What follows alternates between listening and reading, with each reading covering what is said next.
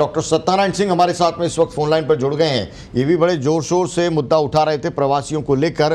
क्या ये जो मुद्दा हमने सत्यनारायण जी उठाया, पत्रिका टीवी पर आप भी लगातार जुड़े और लगातार आवाज़ है वो उठाते रहे, जनप्रतिनिधियों के साथ में सवाल भी हमने पूछे और अब केंद्रीय गृह मंत्रालय ने प्रवासियों की आवाजाही को लेकर निर्देश हैं वो दे दिए हैं, लेकिन खुले रूप में नहीं है। उस रूप में कहीं ऐसा ना हो जाए कि आपकी और हमारी चर्चा सुन के तमाम जो मजदूर हैं वो अपने बस स्टेशन पर नज़दीकी या रेलवे स्टेशन पर उनकी जाने की होड़ शुरू हो जाए। एक सिस्टम बनाने की बात कही है और एक अनुमति दी है कि ऐसा हो सकता है। अब इससे आगे क्या, डॉक्टर सत्यनारायण सिंह?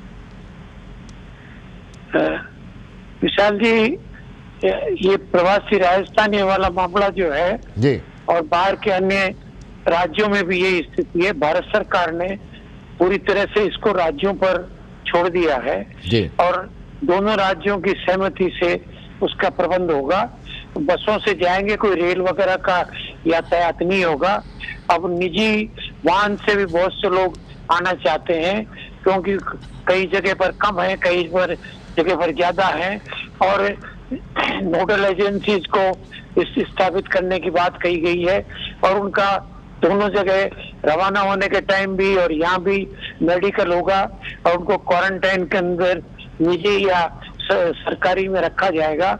अब इसमें देखिए, मेरे पास में लगातार टेलीफोन आ रहे हैं और लोग पूछ रहे हैं कि हमें क्या करना है, किस ढंग से हमें वहाँ का पास मिलेगा और किस ढंग से या राजस्थान के एंट्री का पास मिलेगा, क्योंकि उन लोगों के लिए मुश्किल है कि बड़े स्तर पर, ऊंचे स्तर पर अधिकारियों से संपर्क पूरी तरह से उनका हो सके। इसलिए नोडल जो ऑफिसर्स है उनको आगे आना पड़ेगा।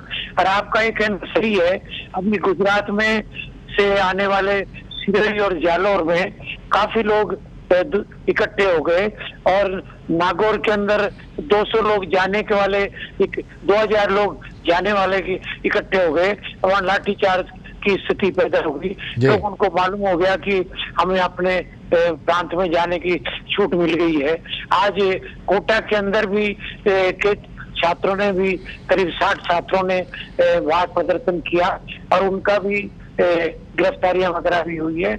और इसी ढंग से बिहार के अंदर पटना में भी वहाँ की स्टूडेंट्स यूनियन ने किया है। सूरत में आपने देखा होगा आज काफी प्रदर्शन हुआ है, मजदूरों ने किया है। और राजस्थान में भी ट्रकों वगैरह जितने हैं उनके अंदर लोग ज्यादा से ज्यादा पैसा दे करके। जी, नागौर के अंदर भी घटना हुई है राजस्थान में, आज नागौर में भी हुई है। जी, नागौर में 2000 मजदूरों ने जाने के लिए प्रयास किया।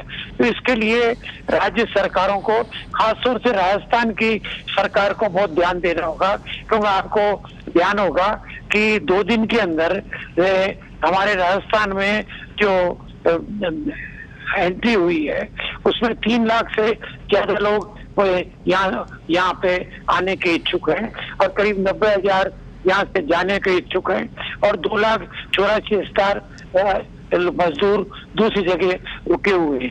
11 स्टेट में राजस्थान के। डॉक्टर सत्यनारायण सिंह, ये स्थितियां हमने लगातार इस पर बात की हैं और वाकई बड़ा आंकड़ा है जो आप बता रहे हैं। 2 लाख से ज़्यादा लोग हैं, उन्होंने रजिस्ट्रेशन करवाया है।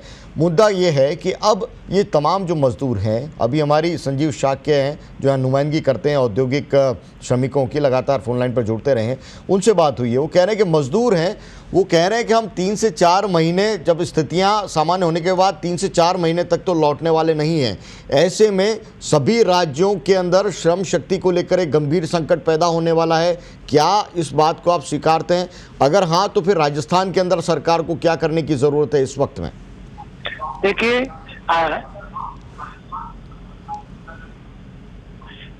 जो संजय साक्य ने कहा है वो बिल्कुल सही है। मुझे जितने भी बाहर से लोग आने वाले हैं उनको जब मैं कहता हूं कि कुछ दिन वहां रुकें और वापस अपने कार्यस्थल पर, अपनी फैक्ट्रीज में जाएं, तो वो मना करते हैं। वो कहते हैं अभी 3-4 महीने तक तो हम वापस आने का सवाल ही नहीं है, हमें गांव में रहना पड़ेगा। अब यहाँ पर भी राज्य सरकार पर बहुत बड़ी जिम्मेदारी आएगी। ग्रामीण क्षेत्रों में जो कृषि से जुड़े हुए हैं या अनपढ़ हैं या मजदूर हैं, उनको तो आप नरेगा में काम दे सकते हैं, मगर जो दुकानदारी में या मध्यम वर्ग के जो लोग हैं, जो पढ़े लिखे हैं, उनके लिए तो सरकार को विशेष व्यवस्था कुटीर उद्योगों की या निजी व्यवसाय के लिए उनके लोन की, इनकी सबकी व्यवस्था करनी पड़ेगी। ये बहुत बड़ा बेरोजगारी का स्थिति बनेगी। अभी 11 लाख से अधिक सरकारी आंकड़ों के अनुसार जी। लोग बेरोजगार हो चुके हैं, और जो लोग शहर में आते हैं उनको गारंटी कोई रोजगार की नहीं है। उनके लिए भी व्यवस्था करनी पड़ेगी, उनके रोजगार के लिए होगा। जी। ज्यादातर लोग कोई रिक्शा के लिए आएंगे, कोई गाड़ी के लिए आएंगे, कोई औरों के लिए आएंगे। तो राज्य सरकार को इस संबंध में एक अलग से विभाग खोल करके और बाकायदा उसकी पूरी जिम्मेदारी उठानी पड़ेगी, अन्यथा चोरियां बढ़ेगी और लोगों के अंदर अशांति आएगी।